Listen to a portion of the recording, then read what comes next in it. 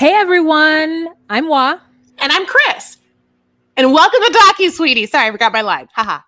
We're two longtime friends who discuss the riveting and sometimes trashy world of reality TV and docuseries.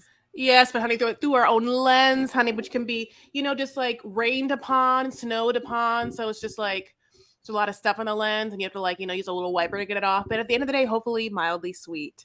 Hi, we're here to talk about, and we have a special guest, so where it's like a big episode. So just sit back, whatever you're doing, honey, because it just like get yourself ready.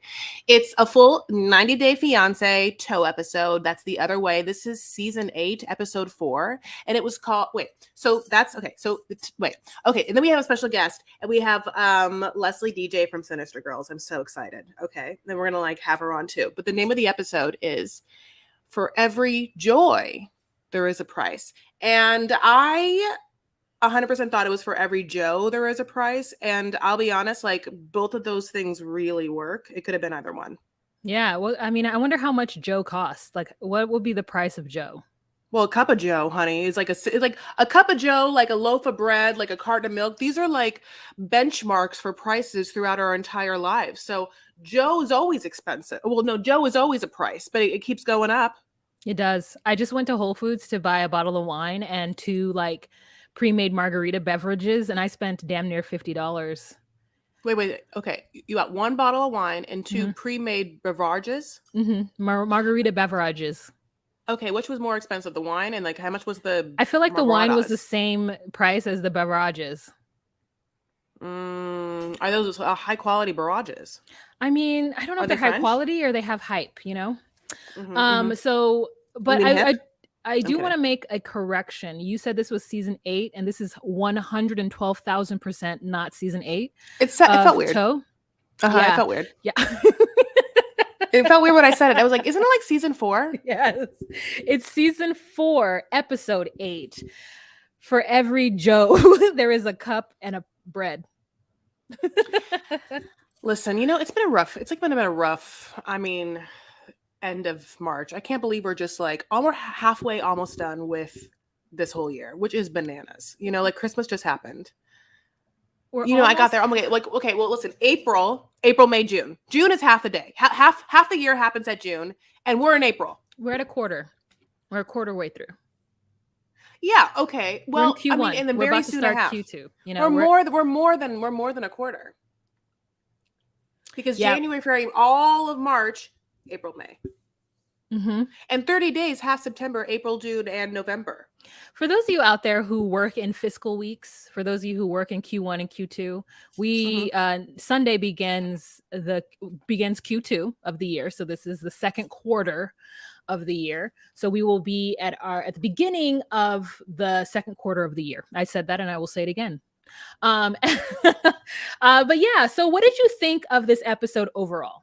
Oh, I was really into it, especially coming off because, our schedule is it so that we're doing Love After Lockup and Life After Lockup, which I'm not into. So this episode was fresh for me. I mean, real drama, which I love, awkwardness, it's just great. I was into it, sexually into it. So no, I'm happy. I just can't, this is the drug that I've chosen. So I'm excited to talk about all of the people. Yeah. You know what? First of all, I was watching it and I was taking notes, and then I paused it, and then I don't know what I was doing, girl. She was cleaning, she was making food, she was doing all of it. Then she was like, oh shoot, I should finish watching that show. So then I went back to watch the show, proceeded to not take notes. Then I took the show off and took a bath. Then I went to sleep, and then I woke up this morning and was like, damn, didn't finish watching the show. So my notes are real sparse. So I'm going to need you and our special guest to fill in the details. And let's get right into this episode. I think we're about ready. Yay!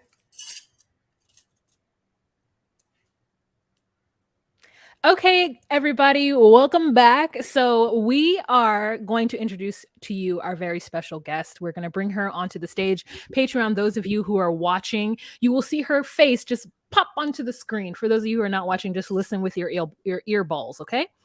Here we go. Bringing in Lesie DJ of Sinister Girls. Hey, girl, hey. Hi, how's it going? Hi, girl. It's going great. Thanks so much for joining us. So, Lesie, tell us a little bit about what you do in your channel or your podcast. Well, so I host the Sinister Girls podcast, which interviews musicians mostly and artists, and we sometimes do live performances. There used to be a radio show, but due to the pandemic, turned back into a podcast. But coming up this week, which I was super psyched because I did this like a few days ago, Nancy Wilson of Heart is going to be on the Sinister Girls podcast. Like a rock and roll icon. I am like losing my mind. I was fangirling. I hope that it doesn't come off as annoying to the listeners, but that is coming this week.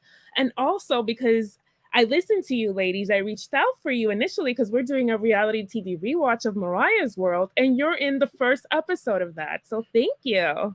Yes, you can hear us on Leslie's podcast, Sinister Girls, and anywhere you can find podcasts. And we are episode 1 where you talk about Mariah's World. And it was like a treat for you to ask us to do something that was just like right in our alley. You know what I'm saying? Just like right up our street. It was the docu-sweetie street mixed with Mariah's World. Oh, it was beautiful. And today is actually Mimi's anniversary. So happy birthday, Mariah Carey. Thank you. Yeah. I know that part is so like, what a coincidental moment too. Yeah. We love music. And so it's a great thing to have like a music docu-series to look at. And plus I watched it when it happened in real life back in the day. So to revisit it was just so super awesome. Also, I wanted to say, I love Heart. I could not love like a band. I mean, I don't know, there's just so many like seminal bands in my life, and I love female singers. So yeah, when I, like the ones that like mean a lot to me are like Heart and like, Fleetwood Mac and like Garbage, or all over the place, because I really like whatever. It's just like if it's a female headed band, like I'm headed female, whatever led female band, led, yeah, it's the the best. It's the best. You guys, talk for a bit. I have to go close my sliding glass door. I opened it because I like to like give the room a fresh bit of air, but then it's also 28 degrees. You know what I'm saying? Oh no, I'm gonna go manage that. Okay, so I'm excited to talk about this episode with you. Just so everyone knows, like you've been watching this whole season the whole time, and you love this show, right? I love this show. I've watched every iteration of 90 Day. Anything Mark Sharp produced, really, I watched because I feel like it's part of my DNA now. They've captured me. I'm an alien. I'm held hostage. Even the seasons that suck, like Happily Ever After, which is like a dread, I watch it. I just have to. It is a dread. I mean, it's like the worst day. I mean, whatever you don't like to do is your like workout day. That's what happens when HEA comes around. You're like, oh my God. Yeah. Some people hate leg day or whatever. Like, so it's almost like leg day. Yeah. Who are some of your favorite couples so far this season? Well, to say favorite is a little bit weird for me because I essentially hate everyone, but I love to hate them. Yeah. And when I say hate, I don't mean like wish ill upon them. I mean hate as in you've bring me joy from upsetting me so much. And one couple that does that to me for many reasons, and I'm going to get personal here because I do have experience in this whole K1 90 Day Fiancé situation. Yes. Oh yeah, I totally forgot about that. Let's just do it. Let's just talk about the first couple. First couple that we're going to talk about today is Johan and Danielle. Oh, Lord. Okay, so my first thing was like, is this woman gonna be traveling back and forth constantly? Every episode, she's either going to the Dominican Republic, on her way back. What is happening? Like, pick a place. It's the other way. Go the other way and stay there, please. Wait, so I have a question. Do you think that she's Latina? That's confusing. I think that she might be like maybe half something. Yeah, it's just because a lot of her name friends, and like the way Latina, and the way her name is spelled. And I know that people in New York City are very diverse and they have a large cultural group, but her specific Latina friends are like Latina. Like they're not like, I don't know. It just seems like she would be. Yeah, it's really interesting. For me, it seems like if she is Latina, she probably wasn't really connected to those roots until she lived in whatever neighborhood she's living in New York City with all her friends who speak Spanish. I'm Dominican. My family's from the Dominican Republic. I'm a first generation, so I am American, but I identify as Dominican because of the close ties. And the thing is with Johan is that he is just behaving like most men over there. You know, when you come from a third world country and you're poor and you see an opportunity, I'm not saying he's like trying to come to the States just for that, but I'm saying there's a woman who's American hitting on him. He could see a future. And for him, it's like, okay, I could come to the States and help my family out, because my family was really poor until people started immigrating here, started sending back money, petitioning people, and then that's kind of how it works. And so Danielle needs to realize that. And also, he's totally banging a ton of chicks behind her back. Hot take, you heard it here first, you guys. Yeah, so I definitely agree with you. As somebody whose family is like Central American, like I'm first generation born in America, on half of my family, and to see like I was this close to marrying a Guatemalan man and bringing him to the U.S. and fully knowing that we were going to do the K-1 visa. Like I didn't go in blind. It is just like it is a way to bring opportunity to those people who are back, who are kind of stuck, and they're just in a cycle where they will never be able to kind of get ahead. And the way to do that is to send money back from the States and to do that, which I fully recognize. And I don't find any fault in that. I think it's the American ideal that makes it so that it's negative to do that. Like you have to love someone in order to get married, or else you're somehow breaking down the basis or the foundation of what marriage is supposed to be. But truthfully, that is a very Western idea of marriage. A lot of times, especially historically, people got married because of finances. They got married because of other circumstances, procreation, and moving forward. If you have a healthy son and I have a healthy daughter, let's make more healthy kids. Like it is a way to be able to move the culture and the community and, you know, humanity forward. Had nothing to do with like this idealistic idea of love. So it's really interesting how Americans are very much like, oh, he's there for the wrong reasons, or she's there for the right reasons, blah, blah, blah. All right, so let's just move on to this episode. So in this episode, we start off with Danielle looking very frazzled, sitting in the middle of just what seems to be her entire life. And listen, that was me a couple months ago, just sitting in the middle of my entire life, overwhelmed. I have never and I never will relate to Danielle about anything besides this thing. I distinctly remember the feeling and know that stress of packing your entire life up by yourself and moving. I luckily had Chris to help me. My sister came to help me, but before they got there, and even while they were there, I feel like I was wide-eyed, just like didn't know what to do. Yeah. No, you were.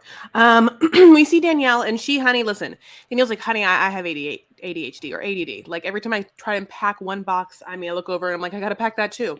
She's gotten herself, like, I don't know where she went, honey, TJ Maxx, or we always talk about it, but like 10 different, like pastel colored, hard shelled, luggage pieces. And my mind was like, oh, she's not going to see it. She doesn't want to send anything. She's like, fuck sending anything. It's going to be too expensive. I have to bring everything. So one thing that she's packing, I own. And I was like, oh no, because I low key am a little snobby, a little bougie. And every time I see someone who I probably don't like love, whatever, like own something or use something of like that I have and or use or whatever and or own, like it makes me like a little, sad. And that product was this. Did you see her pack this with a small moment? Okay, but she packs the Glow Motions Copacabana Bronze Glow Oil. It's from, like that Sol de Janeiro, it's like, it's, when she's a little tan, she puts it on, honey, she feels great about herself. So when I saw it, I was like, oh, it just smells good. Well, I know you want to say something. No. Oh, yeah, you brought your thing up. So anyway, I'll tell you also how I know she's frazzled. She has not gotten her lash extensions done for a minute. So now she's resorting to strip lashes, and it's quite a different look. You know what I'm saying? Quite a different look. So she packs everything. She has all these boxes. She has all these suitcases. She has like one of those like bell things that she like calls the taxi, which is great. Her apartment looks great. Like I was like, oh, you really are just like leaving all of this, but she's over it. She's like, I'm packing 19 yearbooks because I was a high school teacher for 19 years. And when she said also that part, it kind of hit. Like it's hard to be a high school. It's hard to be a teacher right now in this economy, in this country, for lots of reasons. And I think that you're also seeing a woman who's hit a wall, hit a wall. you know, like, even though she said she's a great driver. So it wasn't like a literal wall. So anyway, so what happens is she gets her Uber black car. She, you know, this guy has to like put all these suitcases together. One's like teetering, honey. It looks like Jenga. I was like, why is that one teetering? You have to like put that on the side. Anyway, God bless. She's like, I don't know how she thought she was going to maneuver with these 10 suitcases. It's absolutely bananas. I don't know if she thought like if she made them into cute suitcases, like pastel ones, it'd be like cute and adorable, small like her, that she'd be like okay with it. It's like she wanted to give her own luggage pretty privilege. You know what I'm saying? Yeah, Anyway. I also think that like she stated, I'm leaving my job and I'm leaving my community, and I hope he understands what I'm giving up. And I wanted to be like, he doesn't want you to do any of that. He actually wants to go where you are. So don't say that you hope he understands. You want to move here with him or without him. Go ahead. My question is, are they aware that they're on different shows? Because she's on The Other Way and he thinks he's on 90 Day Fiancé, that he's going to get here somehow. Do they not communicate that? I don't know. I think that they did. And she probably just said, yeah, we can go to the US sometime. But then I think when it got closer to it and when it really like came down to brass tacks, she was like, no, I want to be stress-free and peaceful. And I want to have a big dick husband on a beach. And I want to be someplace where there's plantanos and arroz and, you know, beans. Like, and I get it. She wants the salami. She wants that longaniza, that Dominican like large sausage. She just wants that hog. That's all she's in for it. And, you know, I don't blame her. I mean, my people, the men, whatever. But they think with that as well. And with my experience, I got totally bamboozled. I was 22 years old, a virgin. I could not get rid of my virginity if I paid a guy. I don't know. I was, you know, I did not look like this. That I was it was before I came into my looks, quote unquote. And so I went down there and he was sweet talking me. He was like a friend of the family. So people were like, yeah, he's a good kid. His brother's a baseball player. So, you know, they're not in it for the money.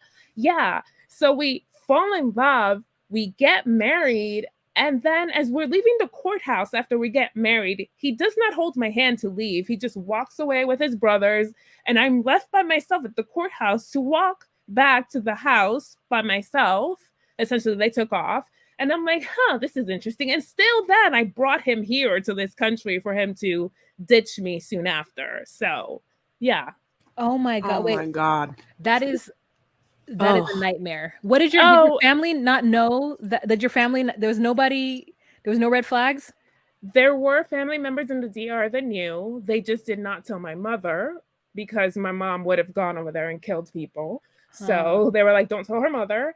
And also, I did find out after, because we were married for like 6 years, that he had fathered a child during our marriage. So that was another fun surprise. Did he at least pay your bills at any point while he was living here? No, not at all. I paid for everything. Yeah. Oh, we got to get the primos. We got to Wait, find him. can I ask one question? Yes, he's still alive. Yes, and that is the problem. Light, you know, colored eyes, you know. Oh, fine. I know. I hate him. Okay. Hate him. It happens. The best of us into the worst of us, you know, but we're the best. Yeah, we're the best. So she says that, you know, a lot of people are looking down on her, but really, truly, she is moving towards love. And she is moving towards peace and partnership. Babe, you are short. Everyone looks down on you. She's 2 inches. She's Thumbelina, all right? You know, like she is Thumbelina. Where is she gonna live? Because unless you're living in a gated community that is very affluent, you're not gonna have peace and quiet in the DR. You know how freaking loud it is, those streets every single day, all those trucks and all that. It's just chaos unless you're living in a gated community, which costs a lot of money. We're talking about, you know, getting close to 1 million pesos, like that kind of money, you know, to buy something. And it would be a lot. She's going to end up paying almost as much as she's paying in New York for like a really, really nice area. She's paying $2,000, right? For that apartment. You know, she's paying $2,000 for like an expat community of condos that she's renting. So I don't know. I mean, obviously it's $2,000. So let's move on. So she, she gets her whole life on this plane, honey, and she gets to the airport, honey. And we've seen this once, we've seen it twice, we'll see it 1,000,000 times. The like airport monkey hug, you know what I'm saying? Where she like runs and jumps on him like a little chimpanzee, She also then says the most annoying thing when she's like, yeah, I didn't tell Johan that I was going to have 11 bags, but I think that he should have known that because I was moving my whole life here. And I wanted to say, do you see how many clothes that he has? Mm-hmm. Do you see how many belongings that he has? How in the world could he ever fathom that you would be coming with 16 boxes and 11 suitcases? How could he even fathom that? And this is a car he's rented from a friend. And I was like, that is no friend. That friend makes you pay for the rented car. That is no friend. I wonder how much it is, though. This friend's just like, yeah, I fucking pay gas and like whatever. And, I don't know. Wear and tear. Well, I hate it. Okay, No, so... Oh yeah, no, yeah, I so don't then hate it. he like, okay, well, your face belies you. So then he like has to like pack up all her 10 things. She's like, okay, you do it, baby. But then she's like pissed because she, as you said, so he does. He's like, okay, I have to put some up here. Obviously, it's a little compact. It's like the compactiest of compact economic car. You know what I'm saying? God bless. So. In her mind, she got, by the way, a Uber black car, like Suburban, to get her to the airport. So like already, I mean, at this point, I would understand the difference of like assuming things of what I do and what my husband would do if I was her at this point, but I can't, I'm not, whatever. So he's like, I have to put some up here, like a Christmas tree. I have to like, like put them there and like put this like thing over it. And she's like, no, I want to be like, okay, girl, like, what's your other option? So then she, it's like, she wants a big dick dude who's like hot and like she's like also wants to control things because she's older and she's seasoned. So same word. So he's like, okay, so I'm gonna do this, and then he puts one little like piece of rope around it. None of us think it looks real secure, but that's what it is. And we're like, okay. And then she wants to drive, and he's like, absolutely not. And she's like, no, I'm driving, it's my stuff. He's like, no, you're not. Fucking get out of the car. And she's like, no, I have more experience than you. Like, here's my resume, 25 years of car driving. You know what I'm saying? And he's like, A, my friend's car. B, you're in my fucking country. And if they look at me, this tall DR guy, just like, I don't know what he looks like. Like, and when you see him sitting in the passenger seat of that car, just coming at you, like, that person's already uncomfortable. So like that man's going to sit in the passenger seat. No. And watch you like Thumbelina in the front seat with your frizzy hair. And you're like, no extensions. No, honey, you're just going to like go there, let him do his thing. You are in his country now. This is what you wanted. You like, don't want one more year of a yearbook and don't want more 5 years of what your pension's going to be. You've made this life for yourself. So, she's going to have to find a place to do yoga. She's going to find a place that does eyelash extensions. She's going to have to find, Uber Black service. You guys? Yeah, I think that I feel like they didn't drive with the stuff on the trunk because I noticed that the little rope that was holding it wasn't in the inside of the car when I saw it. 1. 2, the machismo is machismoing on the level that I have never even experienced. Like, and the truth is like, here's the truth. When I go to the Central of Americas, any man that wants to do anything for me, absolutely. Because in the States, I hold everything on my back. So when I go there, they want to drive. Yes. They want to pay for things. Absolutely. They want to dictate where I go and roam me around like a rag doll. I'm there. Dictate. Big dictate. They want to dictate me. I do it all because I'm like tired. So I don't understand why she's fighting him. Because I'm tired. Like, yeah, she is tired. You're watching a woman like somewhat give up her whole life, but she also thinks that she also is cashing in, And she does it because she wants to do it. Leslie? Yeah, and I also think that she's smart, or at least she thinks she's smart by keeping him there, because she knows that if he comes to the state, she's losing him because she is so controlling. And the moment that he gets a little bit of freedom, he is going to ditch her because she is just nagging on him too much. And that's why she wants to stay there. Yeah, he's going to come to the U.S. and find a fine-ass Dominican woman who's ready to have his babies. You know how many fine-ass Dominican women are just roaming around New York City right now? I live in Washington Heights. They're everywhere. They're everywhere. Puerto Rican women, they're everywhere. He's going to find somebody who speaks his fucking language, who makes him feel like a man, and who will bear his children and ride him into the sunset. So, like, yeah, she has to go to the DR. Wow. I kind of want to say, Leslie, like, for some reason, I had never thought about the fact that she low-key doesn't want him to be there because of that. I don't know why that wasn't part of it. Like but that is absolutely 100% it. Like that's also like she for some reason thinks she can like get by for like $1 in the DR, I think. Yeah, which you can. Do you want to anything else about this, my love? Of these people? Do you want any more about any more opinions? Yeah. No, yeah. We were gonna move them on. Do you have a hard time? Do you have a hard stop, Chris? No. Okay. All right. So let's move on to our next couple. Let's get real angry. Let's just get all in our feelings. And let's talk about Nicole and Mahmoud. Oh gosh. Leslie, you start. I had to take a deep breath.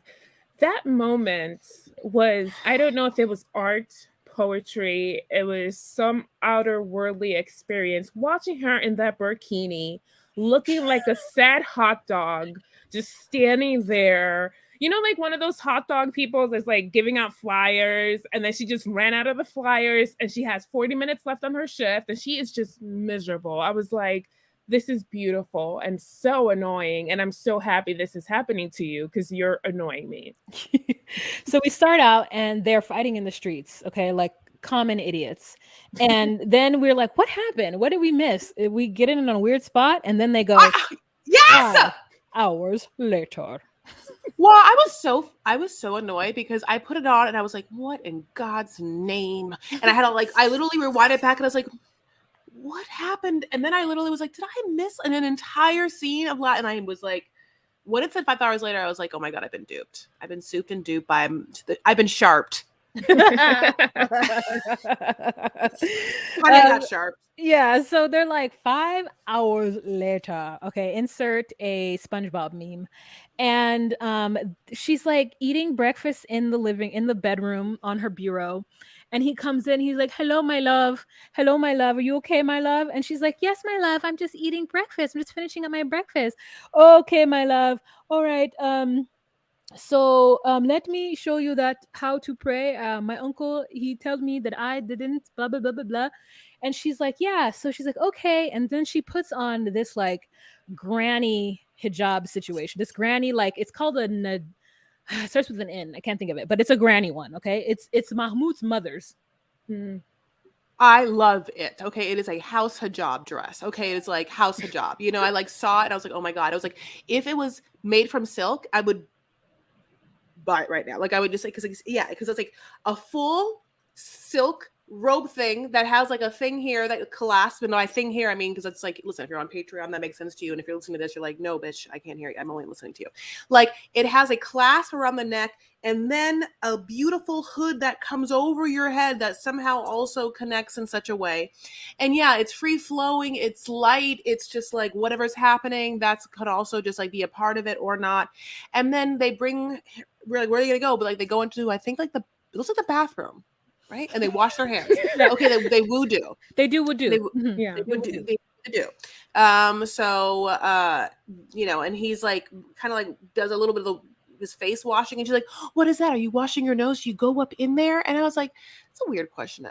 No, obviously, I mean, you're gonna see him like what, neti pot? No, he's not neti potting, boo. Just a sprinkle. So I don't know. Like in my mind, I want to be like, can you just like take that rose water and can you kind of be like, yeah, or like take a little face wipe, you know, like I love the koji dough. Go ahead, Wa. I watch the women do wudu at my job because I'm in a very Muslim community, specifically Somali community here in Minneapolis. And yeah, they are cleaning themselves to get before the Lord. Okay. And I have to respect it. The lady took her foot, fully just put it in the sink and washed her feet. I mean, just Yeah. I said, go ahead, ma'am. I mean, even though you're not supposed to, safety, you know what I'm saying? But I'm like, the fact that she's that flexible, okay. So yeah, it is about cleaning yourself before you go to your prayer mat and go to Allah, right? But the way she does it is that it's like she brought the camera crew to Egypt to say, look how weird this is. Leslie, go. I feel that 110%, because even though she's trying to seem like she's accepting and learning, she'll be like, I've never heard his voice. It's so beautiful. But at the same time, she's like, you can't do these things. That we don't do this in America. And it's like, okay, which is it? Like, you're appreciating his culture, or are you confused by it? Like, what do you want here? Yeah. Pick a side. She says that she's never heard him pray. I feel like that's a lie. Yeah. And she's like, yeah, go ahead. I just think it's a lie when she was like, maybe I just need to pray more. Maybe I'm just having a crisis of faith and maybe I just have to like pray through it. And I was just like, I feel like you know that you don't want to do this religion at all. And you are like, you want this relationship. You hate this religion. And you are like trying to, I guess, remedy it or make him kind of be okay with you not being in the religion. Like her ultimate goal is for him to be like, you know what, Nicole, I'm going to be Muslim. Not even really. And you don't have to be at all. And I still love you. Like that is like what her ultimate chief goal is. And so, you know, I don't believe that she cares about what he's saying. And, you know, his description of what he's saying isn't, I feel like his demeanor is not very teaching like, because I feel like he can feel that she doesn't really care. Or she asks the kind of questions that isn't like, he's just like, look, this, we start by saying Allah Akbar, and then you do this. And then, you know, I love the chanting pray, and it is sort of like meditative. Mhm. And it's weird because I, you know, like I am used to like Arabic, you know, chanting, but it's all like Catholic stuff, but it, you know, or like Christian stuff. So, but all it kind of, I mean, it sounds the same. Allah is Allah. You know? Yeah. I mean, yeah. Yeah. And I, you're absolutely right, Chris. It's beautiful. And he's frustrated because we remember last episode, he says that he's told her this and she forgets. And so he gets frustrated at her for forgetting the things that he's already told her. And you guys, she's already been to this country. She's heard him pray. He's tried to teach her how to pray. There are apps that help you pray. There are apps literally for each, like, because you know you pray 5 times a day, and each prayer has a name. And there are apps where you can go in and see what the prayer is, or see what kind of prayer you can do for that specific prayer. So I call BS, and she's like, yeah, I guess if you had showed me more how to pray, then I would be better at this by now. And I'm like, no. And he's annoyed, and we're annoyed because we see what she's doing. We see right through her. So we move on, and he says, hey, I want to take you swimming. And she's like, Mahmoud knows I really love swimming. I mean, like, he knows that it's like the thing that makes me feel the most free in the world. And so I'm so excited because they're going to go swimming. And then I feel like this is kind of set up, right? They tell them to have this conversation. And then she's like, oh, something about a bikini. And then we get what you refer to as the hot dog situation. And they're talking, and it looks like everything is good. And then she's like, this might be a weird question to ask, but what do you wear underneath? And I don't know what happens, but it sends him. And maybe it's a cultural thing. Maybe it's because he's really conservative, or maybe because I have 2 theories, and you guys tell me which one you think. One, how the hell is he supposed to know what women wear underneath things, because he's a good Muslim man and he wouldn't know nor ask those kinds of questions. B, he's already told her what the answer is, and he feels like she's trying to embarrass him.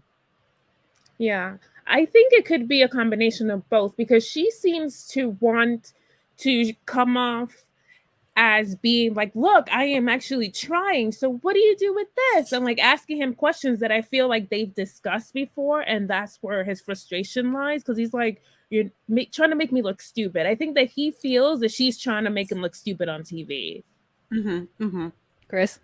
Yeah, no, I think, yeah, I thought, I thought maybe like a C option, and I don't really know the answer. Was it dumb? Nothing. Do you wear anything? Do you wear a bra underneath your own bathing suit? No, you're gonna get in the water, so you don't put your bra on. This is what it is. I didn't know if it was that, because she does get up she does go in the water in that outfit, and he takes off his cotton. Obviously, if you're wearing like underwear and you get in water, the normal underwear, it's not gonna be great. It's not water. It's not bathing suit panties, you know, unless you have bathing suit panties. Which, I mean, listen, is that I guess a bathing suit? You know, yeah, I don't know what that outfit has as undergarments. Does it have built in something to kind of be against your hoo-ha? Because you have to have some kind of bra, because if the girls went in there without a bra, the titties would be tittying, and then the men would be fantasizing, and they would die. So there must be something. But then the fact that makes me annoyed is that he pretends like nothing is wrong, as opposed to saying what it is that pissed him off. He tells her, nothing, honey, nothing. And that's in the kitchen, which made me go, oh, trash. Oh, I know, and it's a cultural thing. Which is like, yeah, it's just like, yeah, obviously you're upset. You don't usually just, I mean, you're just gonna smoke with all these people in your kitchen, and I mean, like, no, that's not. Listen, I know when you say it's trash, it's also very cultural. But I'm like, is smoking cigarettes, isn't that not a kind of haram? I don't know. You can't drink, but you can smoke. It's so weird. Yes.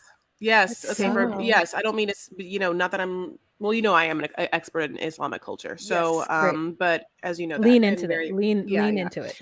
Yeah, but that's the whole thing. And that's like, Arabs love to smoke and and definitely hookah shops are everywhere. And Mhm. when you can't drink, you can definitely smoke hookah and drink mint tea all night long and stare at women, and that's what it is. You do what you can do. All right. So they end up getting to the area where the pool is, and they show this shot of her looking forlorn in this like crazy ass outfit. And she's like, Nah. but I'm not gonna wear the hijab. I'm not gonna wear it because he knows that I don't wear it in normal times, so I'm not gonna wear it now. So she goes outside. He's sitting there and he's like, honey, you look so great, honey. And you're like, the answer is she doesn't look great, honey. Stop lying. And they get into the pool and she says something very like I find interesting. She's like, hey, are you gonna keep your shirt on? And personally I feel like he should have kept his shirt on, but he says no, I can't keep my shirt on. I can't, it's gonna get wet, as though like Well, it's cotton. what does that mean? Because it's cotton. Yeah. Leslie. Oh, Leslie, what do you think?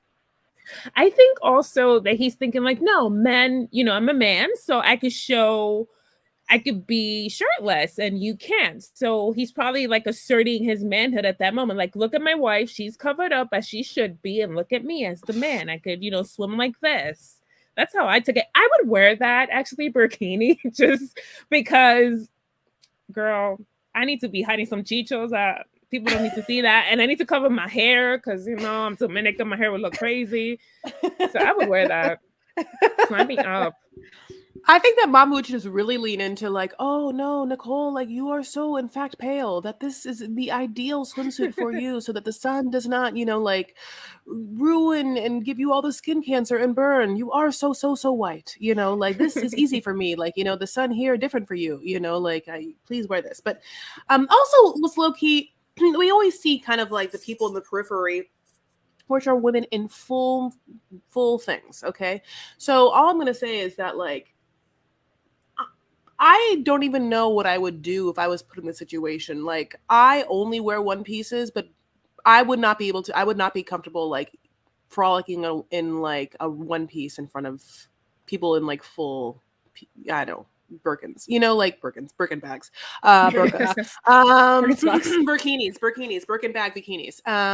Like I think I would just be big bag plus a lot, the Bentley band, right. Balenciaga. Because even I'll be honest, I have a lot happening too. You know what I'm saying? And so like one piece barely contains, like this, and just like you can't contain life. But so they're kind of like whatever, they get in the water. Like he at one point wants to like get her head underneath the water. You can see him like roughhousing, and she does not want to get that hair wet, honey. She's like, absolutely effing not. Like, I cut these bangs fresh every day and I'm not getting my hair wet. Like, she's so particular, and people are like watching. And then, okay, they do it again. And this is what's annoying, which is why they did this before. They sharp us, which is suddenly they're fucking fighting again. And we're like, wait, what? No, not again. And it's like, but then she comes on, she's like, look, off camera, when we're like getting dressed or something, he makes a passive aggressive comment and she loses her shit, loses her goddamn mind. She makes passive aggressive comments as well. So that's what the thing is, they do it to each other. And I believe 100% that he did. And for her to just get upset is so crazy, because I know when she doesn't want to divorce him. And if she does, she wants it to be his idea. So this is the reason why she gets as upset as she does.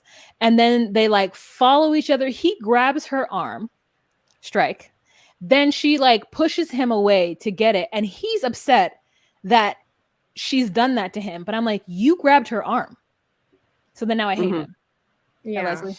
He definitely felt, he is embarrassed essentially because this woman in his mind is out of control. She's not behaving, he keeps saying, like an Egyptian woman. Like she's supposed to respect her husband, and she's like not wanting to go back home with him and kind of doing her own thing. And that's really frustrating for him. My question is, what is the attraction here? Because for her, she's been there before. It did not work out. What made her think that going back now would be any different when she's not willing to compromise at all? And neither is he. Well, I think that she's obviously, I think in her mind, she's compromised everything. And she doesn't even understand how this person, him, in her mind, hasn't compromised at all. And the other thing, which obviously she says, which I think that like hammered something in home to me, is she's like, yeah, you know, like before him, I've been single for 10 years. And he's 8 years younger than me. And I let him tell me what to do. You know, I let him do it, you know, A, because I loved him, and B, because of whatever. And I kind of can lean into that for the following things. A, I know what it's like to be single for a long time. And also B, you know, like if you find yourself having a mild midlife crisis, you could probably easily get suckered into a situation where someone is just telling you what to do. Like a little bit, you know, like because it feels like the pressure is off, which is probably, you know, like a lot of things, but like, you know, sexually, probably why, you know, some people like a dom or whatever, you know, like it could be so many things. There's just like a pressure of like an anxiety release of being like, all right, well, now you can just tell me what to do, and I'll just be your little sim character, and you can make sure all of my, you know, modules are filled up, and I don't have to do that work anymore, you know. And if I'm feeling some way, I'll remedy that within myself, but I trust you to make all the major decisions.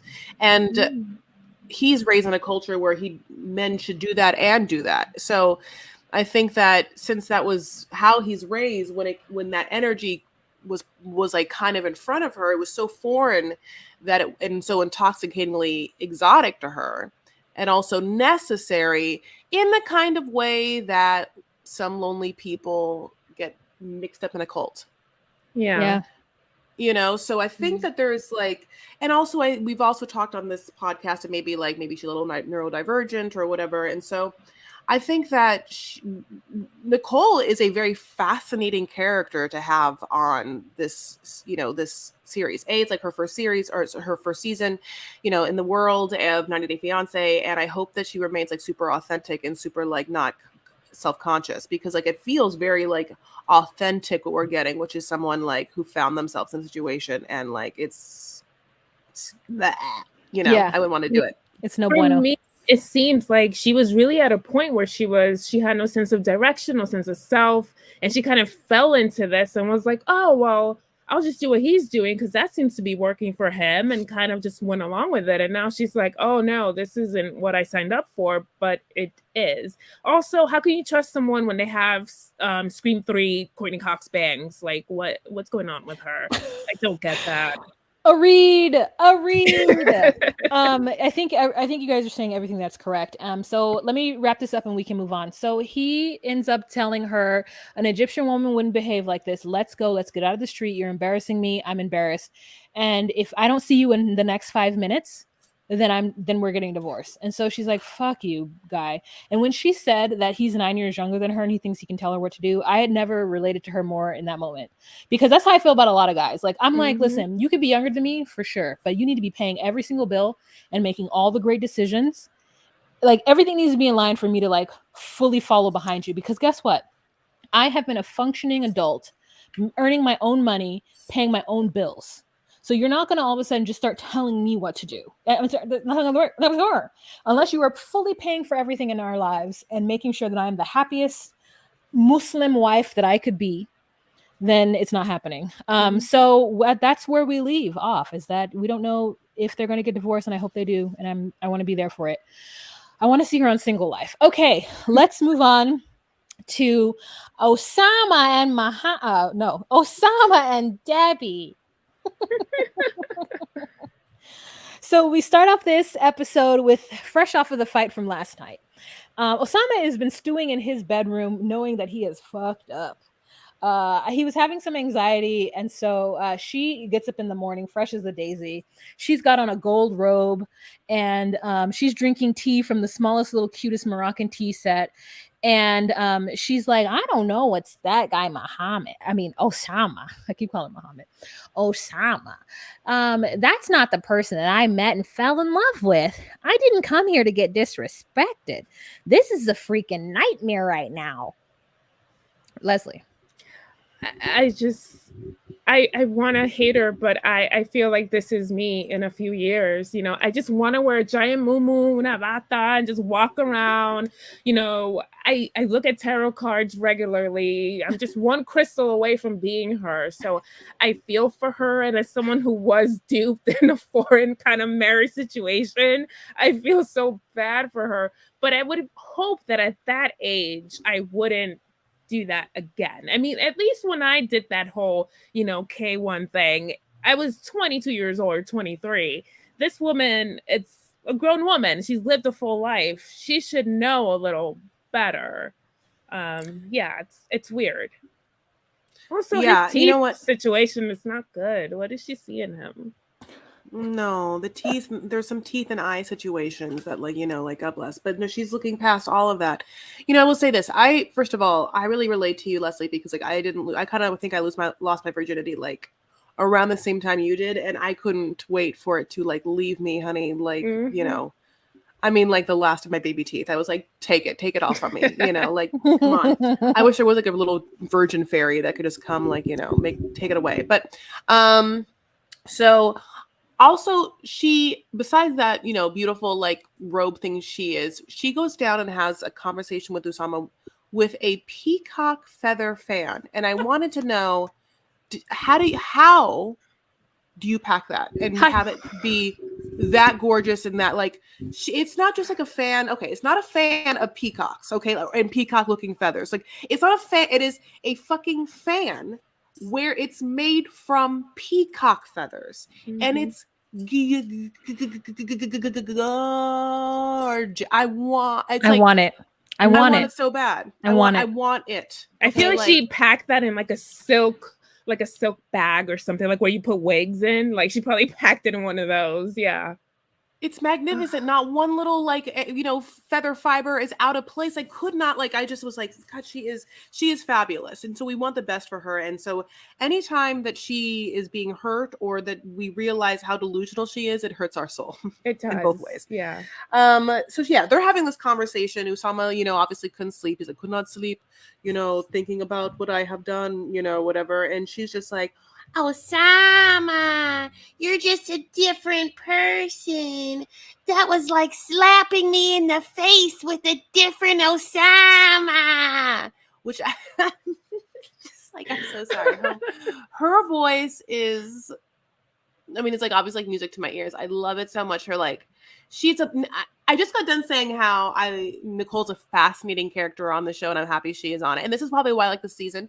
I would say the same thing about Debbie. But I also have like a mild, just like warmly love for Debbie that I don't quite have for Nicole. I hope the best for Nicole, but like I'm just like, Debbie, you're bananas. You're crazy. I think they should be friends.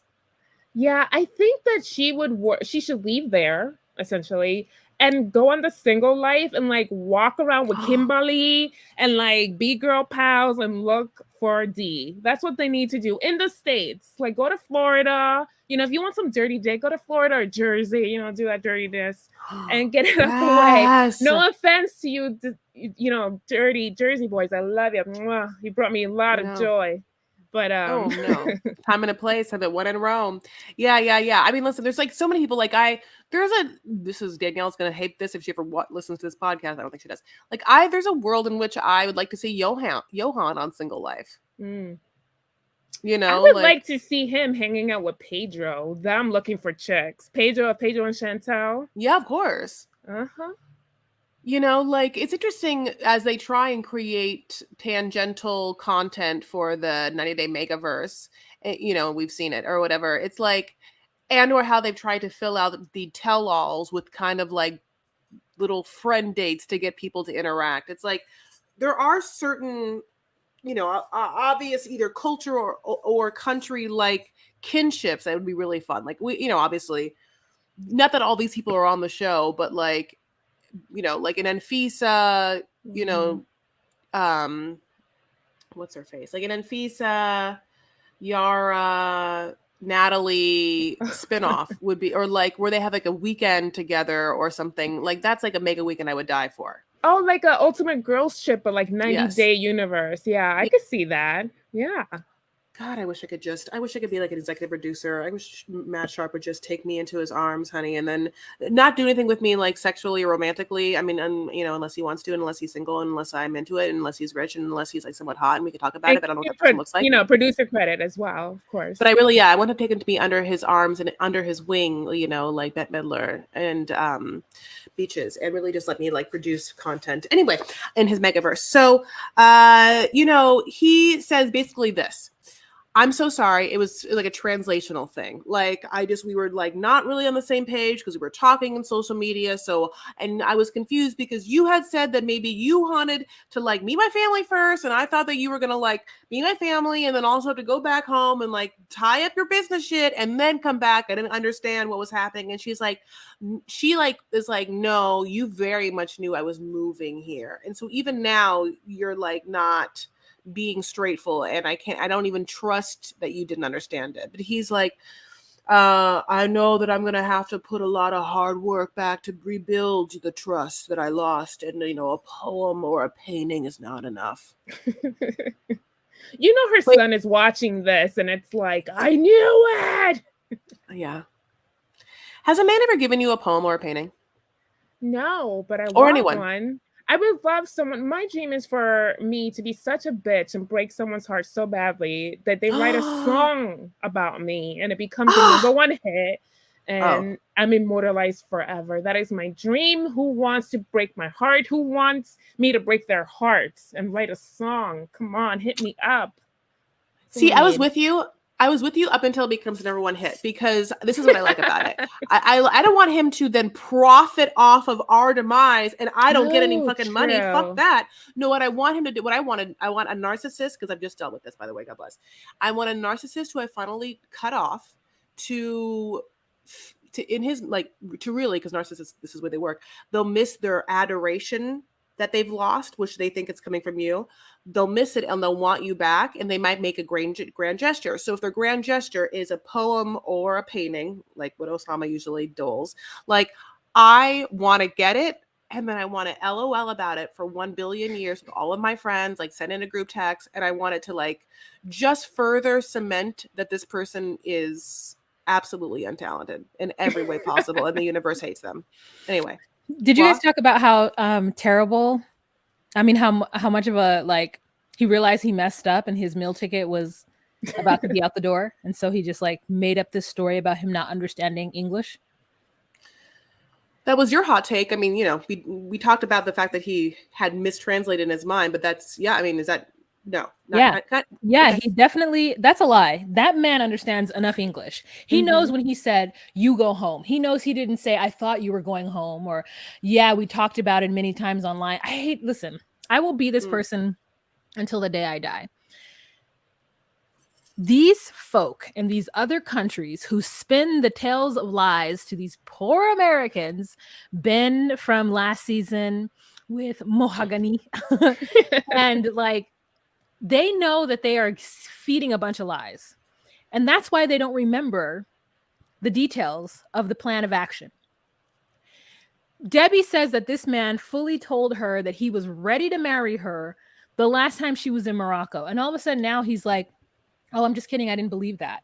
Like, no, these are these folks' real lives. And he know that she was leaving everything behind. And for him to pretend now that he didn't understand, no. It's because her reaction was something that he didn't expect. But yeah, anyway, so they go on to the beach. Yeah, they go on to the beach, honey. And this is like an LOL thing. So, he wants to show her something beautiful. She's like, gets on this beach, and first of all, this is like, I know she's being cute, and you know that I love her so much, but she's straight up like, oh, look at this beach. I claim this beach, Debbie's beach, which is like, bitch, you cannot colonize Egypt. You cannot Debbie your way through. You cannot. This beach is not yours, bitch. It's been these people's, beach for a long time. So, even though I love you so much, I know that she's like, just doing her thing. So they set up shop, and she's wearing every chiffon, silk, or not silk, but like, loosey goosey thing. And I mean, people are there, and then suddenly a horse and a camel walks by, and she loses her mind. She's just like, camel, camel, like, like she just, I mean, she's like, we gotta ride it. So she just gets up, she's screaming, she barrels toward the camera. The guys stop her. They're like, she doesn't give these people one moment of breath to even understand that, like, a crazy white Bantu woman's about to run at them with like crazy, blonde frizzy hair, and that a young wafty Egyptian man with like a googly eye and teeth on one side of his mouth is about to like accompany her. Like she's just, she doesn't quite know how she comes off, but like it's quite a scene. So the animals themselves are scared, you know what I'm saying? But like I felt a little bad for this camel. This camel's definitely trained, you know what I'm saying? And I don't know what their lives are like, but like, he knows how to get down, honey. And she gets on, and then, it's just a lot of wah! Her legs are splayed out everywhere, and then he like gets on, honey. And I mean, I'll be honest, when I saw that camel like get up, I was like, oh my god, she is gonna fall off. Like, what is the liability for this? Like, are we gonna watch this woman like break her neck? I mean, she's seasoned.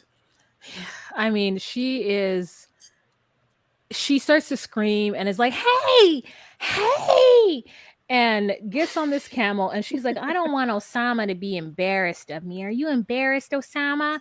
And he's like, no, Debbie, I don't care what anyone says about this. It's me and you, and I don't care. And I'm like, the reason why you don't care is because you don't have no friends. Yeah. You don't have no friends. You've never had any friends. And so like these people will judge you regardless of if you're with this crazy-eyed person. So they do the little camel ride, and then they get off, and she's like, I love you, Osama. Things are getting almost back to normal. You're earning my trust back. And that's it. Lesie, any last words about Osama and Debbie? Those crazy kids, I want what's best for her. She needs to come back to the States and, as I said, hook up with Kimberly and just, live your best life. Leave this guy alone. He's not into you. It's fine. We all make mistakes. Penises are delicious. We all do it, but come back home, please. Delicious. Oh God, it's hard, but you're right. And so, we love Debbie. So thank you so much, Lesie, for coming on and talking about these absolutely crazy ass couples. Like, all of them are so great. And I'm enjoying the season. Obviously, I keep being very, very vocal about that. Like, how are you feeling so far? I really am liking this. I think that too, for whatever reason, I guess because we are dealing with, for the most part, new people, it is fresher, because I'm tired of these other spinoffs when we keep getting the same couples over and over, because it's like a little bit too much. So this is good. I like this batch. They're all the right level of wacky. Mm-hmm. All right, you guys. Thank you so much, Lesie. Tell them where they can find you, Lesie. Well, you can find me on Instagram. I'm mostly active there at Sinister Girl. So it's SINISTERGIRLZ. I had to think about it. I'm like, how do I spell this? Yeah. So it's a Z at the end of girls. And just find me there. The interview with Nancy Wilson of Heart will drop this Friday. We're still doing Mariah's World. Episode 3 is dropping soon. And, thank you for having me. It's been so fun. I'm glad you had a great time. So thank you so much, Lesie, for joining us. And we're going to say adieu to you. Bye. Bye. Ah, goodness gracious. But we still have more copes to dupes. As Chris would say, coops badoops. Okay, I think we have 3. We've got Chris and Jamie, we've got Gabe and Isobel, and we've got Rishi and Jen, or Rushing, as my autocorrect says. And Jen, where do you want to start? Yeah. Okay, let's do Rushing and Jen. Okay, so let me go. I'm so sorry because I wanted to see this. There they are. Okay, so listen, it's her last day. You know what I'm saying? Because she forgot to look at her visa on her phone in Zoom. So that's what she forgot to do. And she feels dumb, and she should, but that is what it is. She's packing up her life. You know what I'm saying? I also low-key want to be like, how'd you tell Deer? Did you tell Deer? What was that? Is Deer over? I just want to what's that? When that person's just gone? I don't know. I don't believe it. But she's packing up her life, and then Rishi's going to come with her, like meet her at her place, and then but not get in the Uber with her to go to the airport, which I think was low-key a little bit like, is it because he can't afford the Uber back? Probably. And it's just, it'd be too hard to get the Uber back. I just, it's all together just like, okay, well, I'll be with you until you go to the airport. But basically, they have to have a conversation of like, what the fuck happens now? And, Rishi's basically like, oh, we'll talk every day. There won't be a day that goes by that I make sure that my voice and your voice don't connect, or a text or an emoji, or like I'll just like what you said and I'll just like give it a thumbs up in the iMessage text. Wow. Well, you remember that it took her 6 hours to get to Jaipur from her flight. So maybe she had to drive another 6 hours to the airport. That's why he didn't go. That Uber, how much is that? Uber is just a $45,000 Uber. I don't understand how life works. Okay, I don't know. Okay. Yeah, well, yeah, I mean, that's my theory, because she took her 6 hours from wherever she landed initially to get to him. So maybe he's like, yeah, I can't drive with you 6 hours. I got a job. I've got a family to take care of. You know that. And then, but before she leaves, though, he proposes to her. He gets down on one knee and proposes to her, and she is overwhelmed, and she absolutely loves it. So the next scene we have is she's in Oklahoma with the wrong kind of shoes, and her sister-in-law brings her some wellies so that she can do her due. And her sister-in-law have a great conversation in the car on the way home. I mean, it is she hasn't had girls' time in a very long time. And you can tell just from the quality of the conversation. They start talking about the sex and the not sex and, other things. And it's just like, this is some quality girl time. That's her best Judy. I love it. Yeah, I mean, they never boned the whole time they were there, because she didn't want to. I also, and I'm going to be rude, but did you like that ring? No. But I also don't judge rings in that manner, because I've never been given one. And like, I'm just like, it's better than the ring. It's better than the ring I got, Yeah, the non-ring. Okay, so, but here's the thing. She's like also low-key, like, I'm happy I get to like talk with you, because like you are the like precursor to like seeing other people who are gonna think I'm dumb because I was, I left being like, bye. And now I'm like, hi. But I get to like, instead of low-key being like, well, he dumped me or whatever, I can blame myself because I'm dumb for the whole visa thing, and she can't wait to show off that he gave her this ring. However, they've already been proposed. They've already been engaged to. So she shows off the ring like, oh, so great. So what? Oh yeah, no, yeah, totally. You're engaged. No update there. What is the date? And she's just like, so yeah, she goes back to her mom's house, her brother's there, and her brother is by far the most judgmental, so that's like who basically is like, what is happening? This literally means nothing. She's like, I don't know when the date is, because, I have to like get a visa, Yeah. And I think also I noticed that her and her brother look alike. They both have the same sleepy eyes, as well as her and her brother sound alike. They both speak in the same cadence, which is so interesting because she isn't around her brother a lot. Like she moved and then she came back, then she moved and she came back. So she's around him, but it's like so interesting how your voice kind of shapes in your early years and you start to talk like the people who you were around in your early years, and it kind of sticks with you. Her brother's like, so am I supposed to be impressed that he proposed to you? But so he was looking for a wife the whole time? Well, no, he wasn't. His parents was. Okay, well, and he didn't tell you? Well, yeah, he didn't tell me because he didn't want me to get upset and not come. Are you sure? Yeah, now she came off on her Instagram to tell people that she has a sleepy eye syndrome. It's a medical condition. It's a sleepy eye medical condition. So that's why she has that, and she's chill with it. She said most comments are good, but that's why she has sleepy eyes. Yeah, I do feel like she didn't assume it. She didn't think it felt like a stall tactic, but in the answering of those questions, it seemed to kind of like dawn on her a little bit. So we'll see what happens with them. Anything else about them, babe? No, let's move on. Let's talk about Gabe and Isabel. So basically, what happens is they get there and, they're whispering in the cold bedroom about how he has to sleep by himself. And then they're just worrying about the gran secreto. And then they go horseback riding, which, I mean, they're on them horses, boy. And that mother knows how to horseback ride. She's like on it. Oh my God, I love this scene because yes, okay. I started writing English style horses like in COVID, and it's like so lovely and also very peaceful and also incredibly grounding, and it's just so many different styles, and like there's cantering and there's just walking and trail riding, which is what they're doing. It's interesting to see people galloping or going at a run, staying in the saddle, because I don't quite know how to do that yet. I know, like, when the horse kind of like picks up, I kind of like tend to do that little like anyway. So, but that's what they do. They just love it, and Gabe is like, look, I'm going to do this like fun thing. And we're all gonna like have this moments, and then and I love horses. Even though last time I was on a horse, I fell off, and it was date number 2. But God bless, get back on, literally, figuratively, ha ha ha.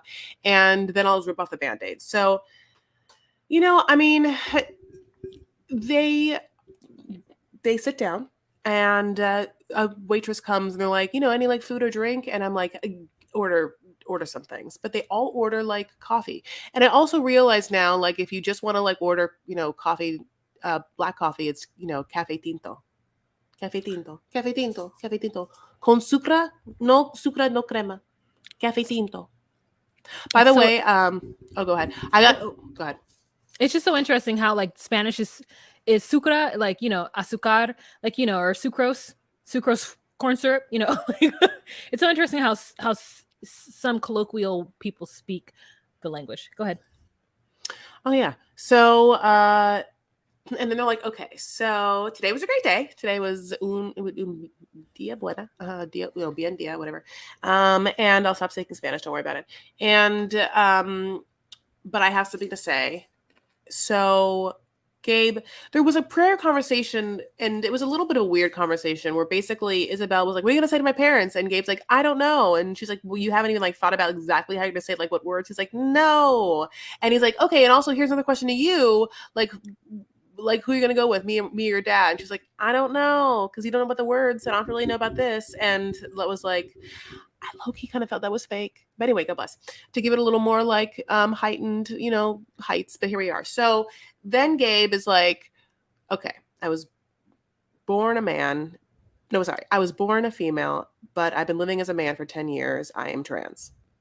And you are seeing the dad and the mom, and then obviously Gabe is sitting by Isabel. So you're like trying to understand the cuts the editors have made and like what are the actual reactions or whatever. And the truth is we're getting sharped because we don't really know what anything is and the episode ends. I mean, for them. Yeah, we don't really know at all because like basically we know that next episode the dad says, well, tell me what happened. And he's like, what do you want to know? All of it. And I want to know how much they know about trans people and their existence. Is it what we thought about trans people in 1999? Or is it what we know about trans people 2023? So like, it was so hard for me to watch this, Chris. It was so hard for me to watch this. It was so hard for me to watch this because like we said last episode, it just feels like Isabel should have told her parents something. Like, hey, there's something that's going to happen. Gabe is going to tell you some news. It's going to be very shocking. Or something, so that it's not just them trying to save face on American television. And I mean, it just feels like a setup a little bit, but it was hard for me. All right, anything else about them?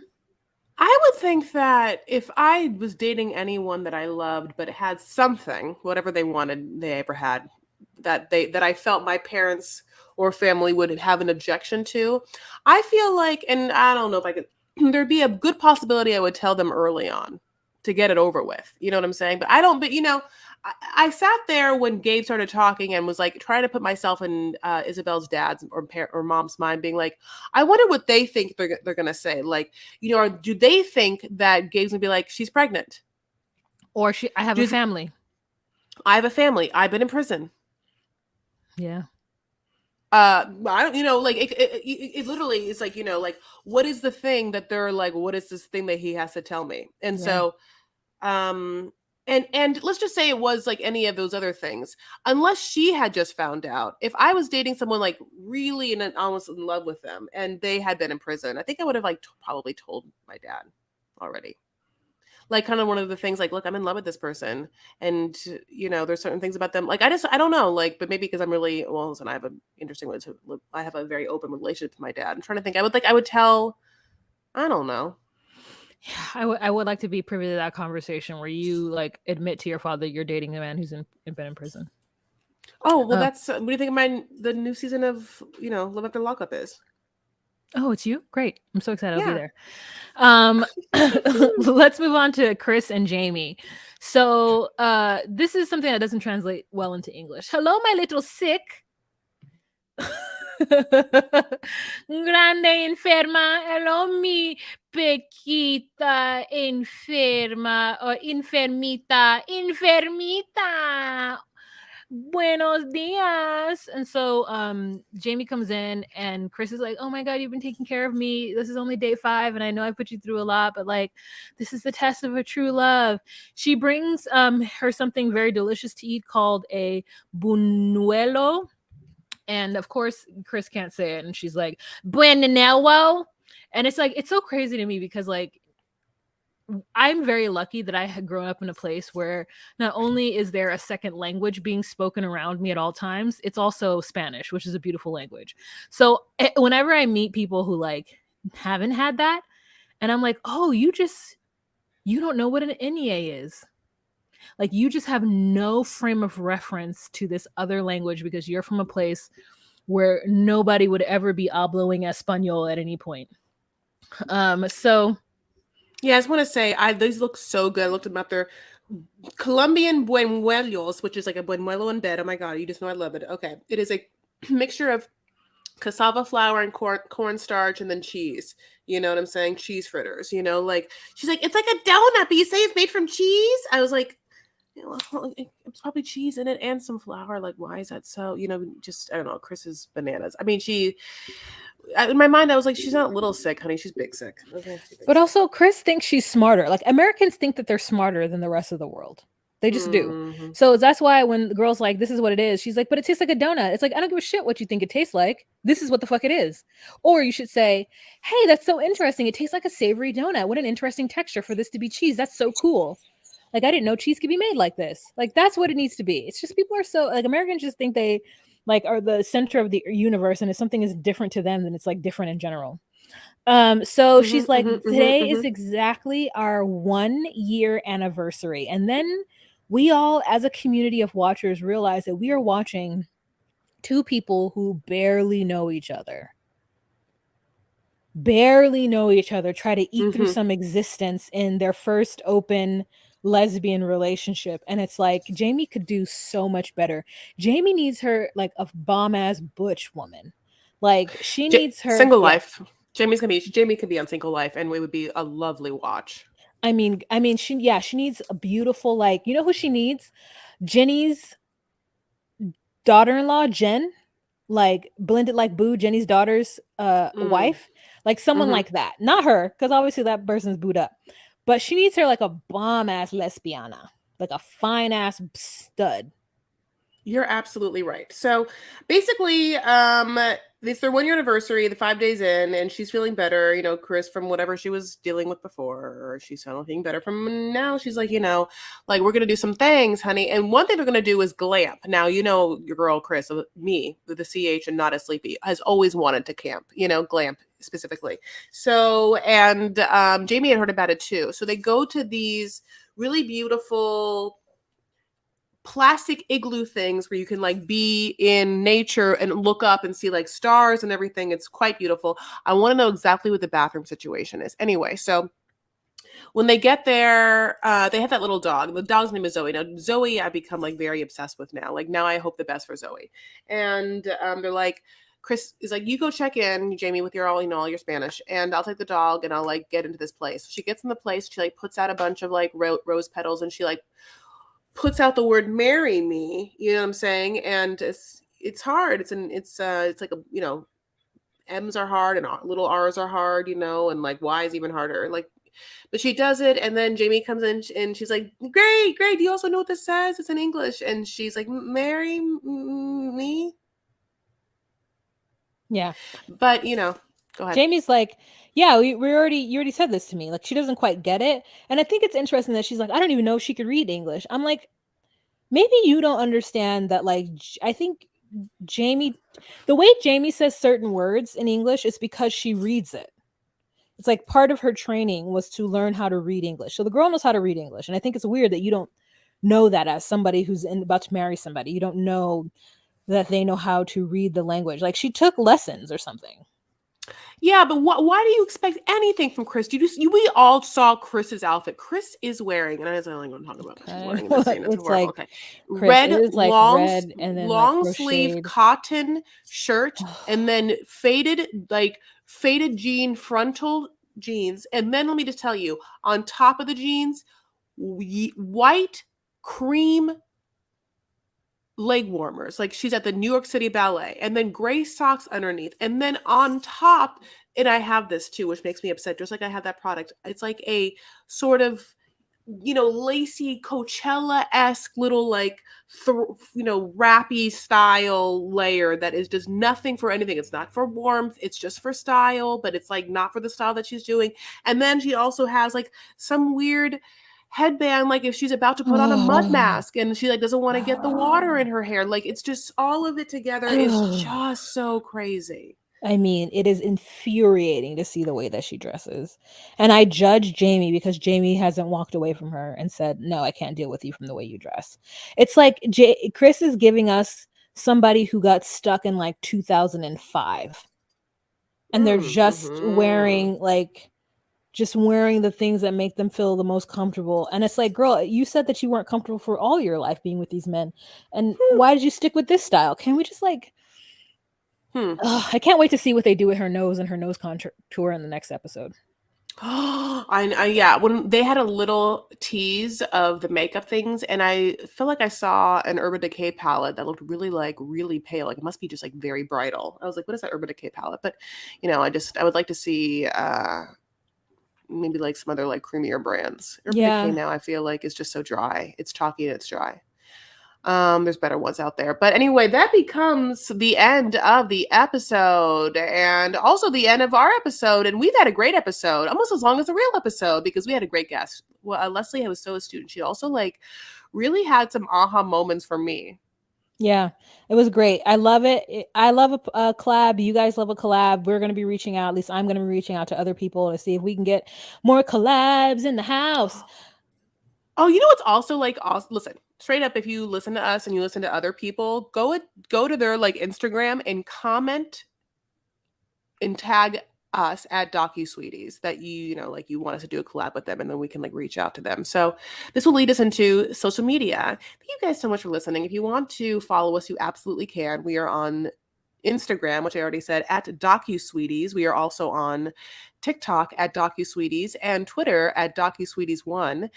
And here's the other thing. This whole time we've been live streaming. Lesie showed up in live stream. You could see what Lesie looks like, which is obviously gorgeous, just so you know. But like, you know, we're all giving you something. Wow, how do they do it? You can do so on patreon.com/DocuSweeties. It's $10 a month. It really only is. It's $2, 2 Starbucks coffees a month.